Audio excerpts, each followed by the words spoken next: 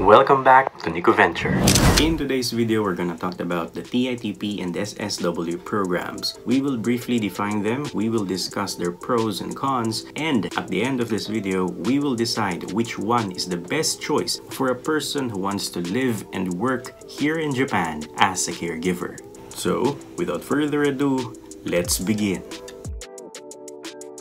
The Technical Intern Training Program, abbreviated as TITP, or in Japanese, the Gino Jishu Seido, is a program that aims to transfer skills and knowledge from Japan to foreign nationals inside a Japanese company within a certain period of time. This program offers training or internship opportunities to qualified foreign nationals, but these interns or trainees will be paid. But the goal of TITP, the main goal of TITP, is for the trainees to gain skills and knowledge here in Japan and use those skills and knowledge for the development, the economic development of their home countries.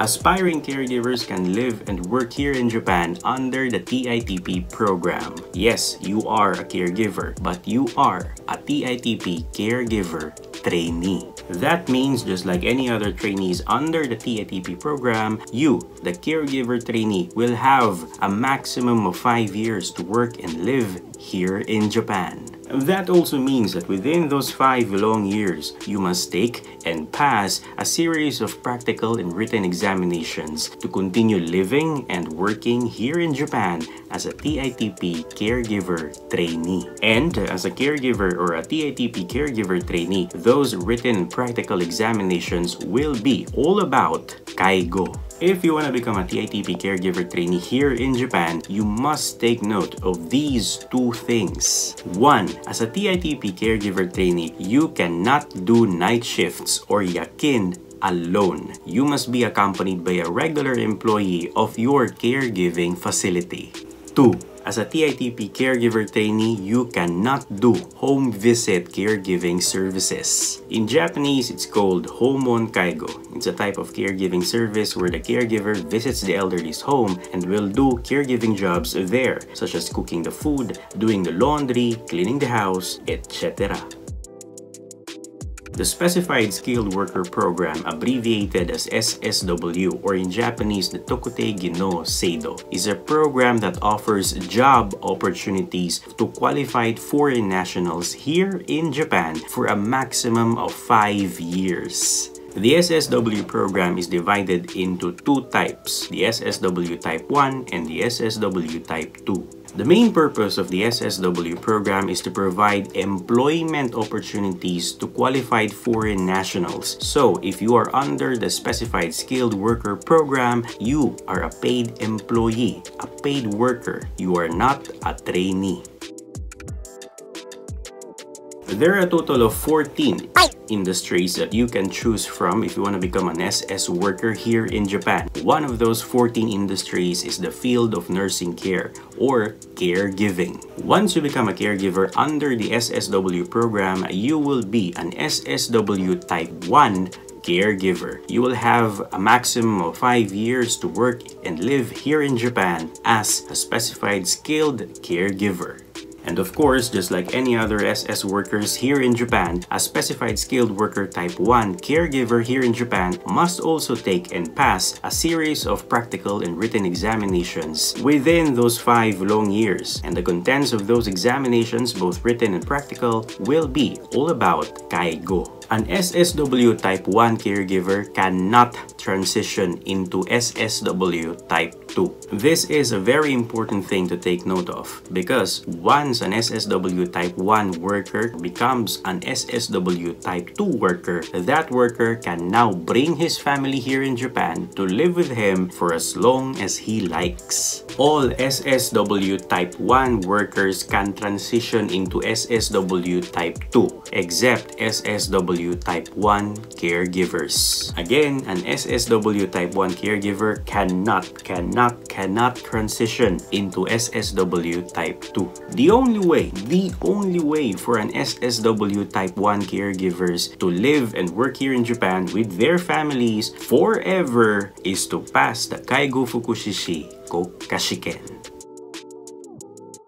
We could say anything about TITP. However, the fact remains that the TITP's purpose, at least on paper, is to transfer skills and knowledge from Japan to its TITP trainees. And it's really hard to argue that. You see, as everyone knows, Japan is years or even decades ahead of us in terms of technological advancements. And this country is more than capable of teaching us a thing or two about it. Depending on your circumstance, a TITP trainee might not be able to use those skills and knowledge they learned here in Japan in their home countries. But acquiring those skills and knowledge is, at least for me, one of the benefits of TITP. The Kanri Dantai or the Jishu Jishisha will be a TITP trainee's supervising organization during their stay here in this country. And one of the roles of the Kanri Dantai and Jishu Jishisha is to make a TITP's life here in Japan decent, safe, and abides the rules and regulations of the TITP program.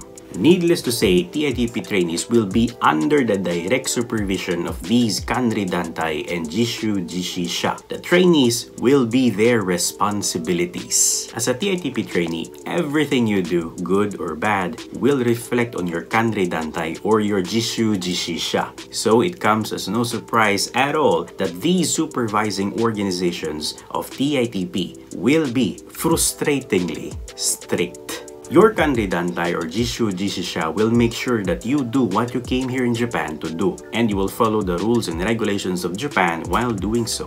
But having a very strict supervising organization may be a double-edged sword. Strictness may indeed ensure the safety of their TITP trainees. However, excessive strictness may limit a TITP trainee's movement. A trainee may not be able to enjoy everything what Japan has to offer. Excessive strictness also pushes some TITP trainees to abandon their training and find jobs elsewhere here in this country illegally. The bottom line is, being strict is indeed important, but excess of it might prove harmful.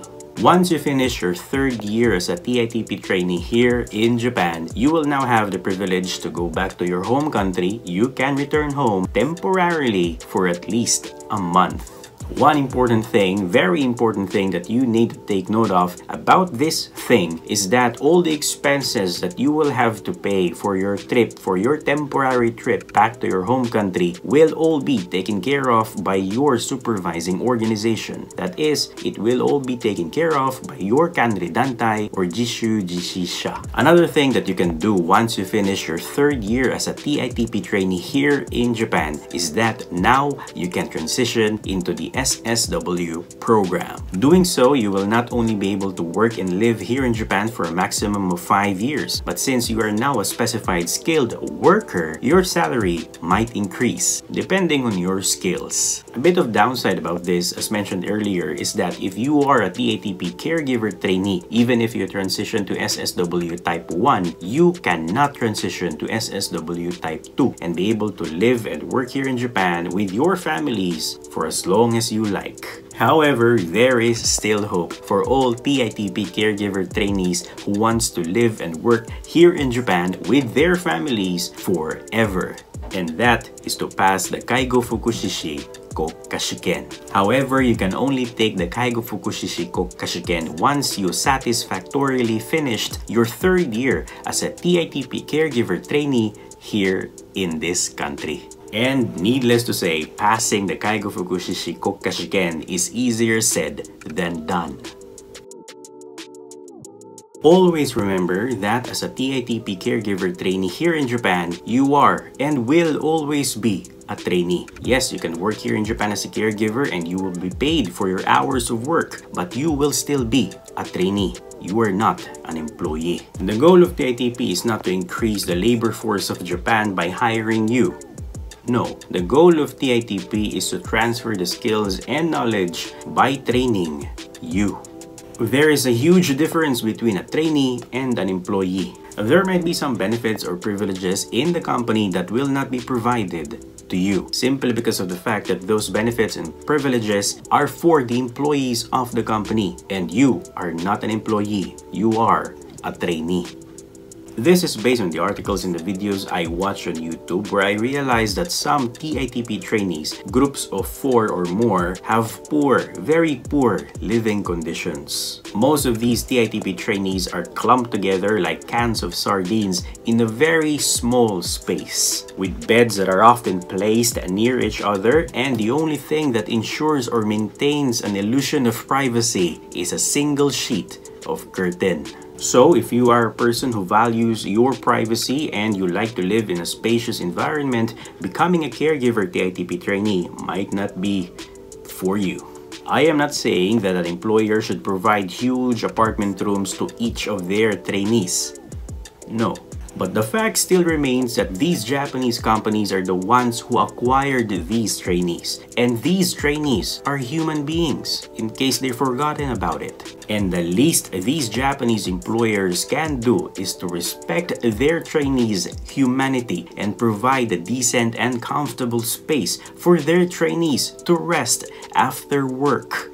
The TITP program of Japan is notoriously known as a way to acquire cheap labor and exploit those labor through unfair wages and workplace harassment. Some, if not all, TITP trainees are unfairly treated at work by their abusive and often racist Japanese employers that only see these trainees not as human beings, but as numbers. It's important to take note that specified skilled workers here in Japan are also subjected to abuse and workplace harassment, but TITP trainees holds the first place on this matter.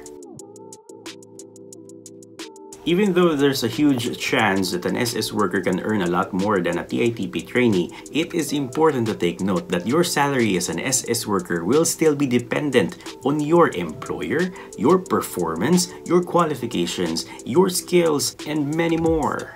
There might be some cases out there that a TITP trainee might earn a little bit more than an SS worker. Nevertheless, since an SS worker is considered as an employee of the company and not a trainee, there is always a huge chance that an SS worker can earn a lot more than a TITP trainee. Just like a TITP caregiver trainee, SSW Type 1 caregivers must also finish their 3rd year of work here in this country in order to take and pass the Kaigo Fukushishi Kokkashiken. Passing the Kaigo Fukushishi Kokkashiken will allow the SSW Type 1 caregiver here in Japan to live and work here in this country with their families forever. Under the SSW program, an SS worker should have access to these 10 forms of supports.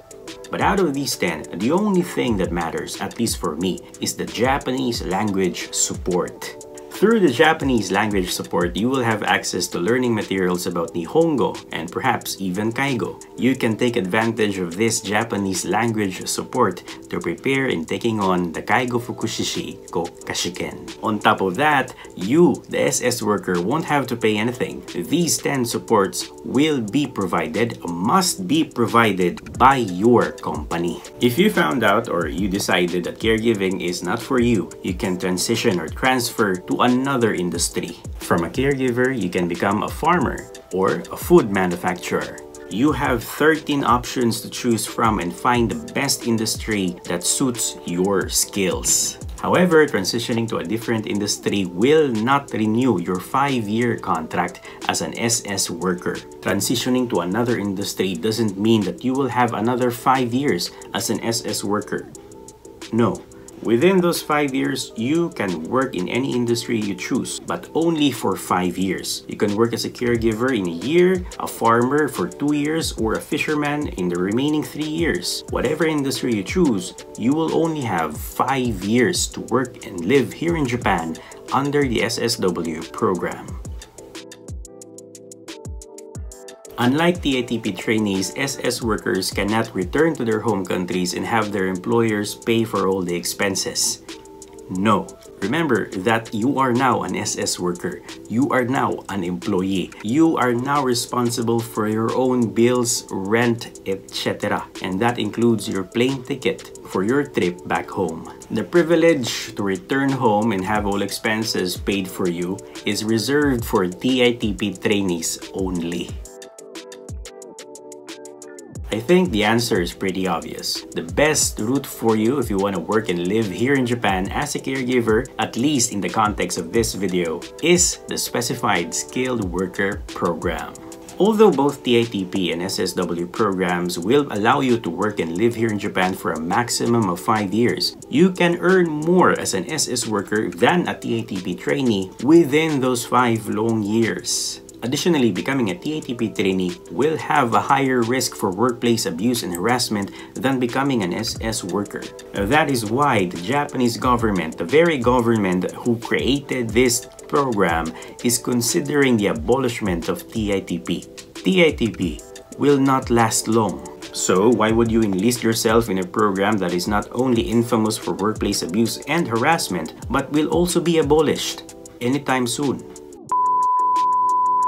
So that's it. Those were some of the pros and cons of the TITP and SSW programs. I hope you learned something or something new from this video, and I was able to help you make up your mind. If you enjoyed this video, please do leave a like, comment, and of course, share this video with your interested friends. If you haven't subscribed yet, please subscribe. It might be a simple click to you, but for me, it means a lot. Thank you so much for your time watching this video. See you in the next one.